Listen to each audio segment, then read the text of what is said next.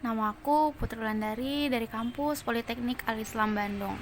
Hasil penelitian saya yang berhubungan dengan penanganan sampah membuat saya menyadari kita sebagai warga negara Indonesia harus melakukan lebih dari hanya sekedar membuang sampah pada tempatnya, tapi kita juga harus membuat observasi terhadap lingkungan di sekitar kita.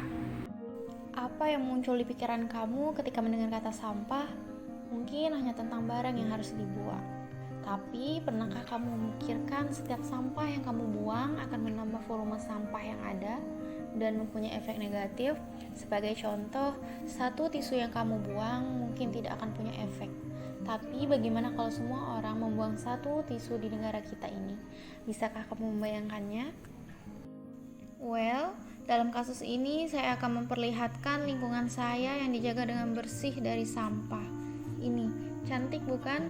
Dengan lingkungan yang bersih, kita akan merasa nyaman. Ketika semua orang di masyarakat sekitar setuju bahwa menjaga kebersihan adalah sesuatu yang harus dilakukan bersama. Tapi sayangnya beberapa dari kita masih belum sadar. Ini terjadi karena kebiasaan yang telah berlangsung lama. Cara berpikir kalau ada orang yang melakukan, maka kita juga oke untuk melakukannya, walau itu salah. Berbicara tentang masalah sampah, entah kapan akan berakhirnya. Di Bangka, khususnya Pangkal Pinang, sampah masih ditemukan berserakan. Kurangnya kebiasaan masyarakat umum untuk buang sampah pada tempatnya. Total 3 ton dari sampah yang dibuang tiap harinya akan menyebabkan masalah yang serius, seperti polusi air, polusi udara, masalah kesehatan, bahkan banjir. Kemudian, apa yang harus kita lakukan? Solusi yang saya berikan dengan merubah sampah menjadi emas. Saya sudah berbincang dengan salah satu seorang pengumpul sampah yang berhasil merubah sampah menjadi emas. Seorang laki-laki dari Jawa yang melihat kesempatan ini. Pertama, sampah dikumpulkan oleh para pemulung dari lingkungan sekitar setiap hari dan laki-laki ini membeli sampah dari mereka.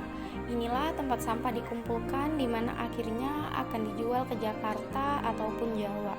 Dari sini, rantai penggunaan barang yang menjadi sampah biasanya tidak berharga berubah menjadi bernilai ekonomis. Di Bangka Belitung, proses manajemen sampah hanya berlangsung sampai ke proses ini. Tapi, sampah ini masih bisa didaur ulang dan menghasilkan uang. Jadi, dalam kondisi ini, kita tidak bisa mengatakan tidak. Kita harus bersatu untuk kebaikan lingkungan kita. Saya percaya, jika kita percaya bisa melakukannya, maka kita akan bisa. Sekian dari saya. Wassalamualaikum warahmatullahi wabarakatuh.